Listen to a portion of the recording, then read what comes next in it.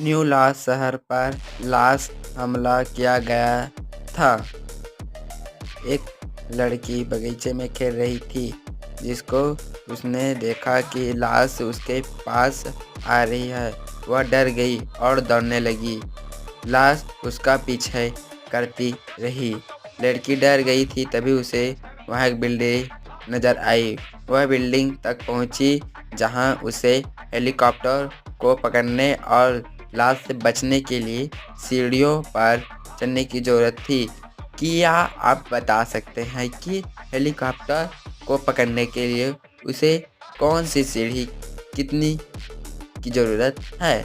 आप comment box में ज़रूर बताएं या वीडियो को पूरा देखें तो दे सकते हैं उसे सीढ़ी चढ़ने के लिए 1 2 3 4 की ज़रूरत पड़ेगी। हाँ।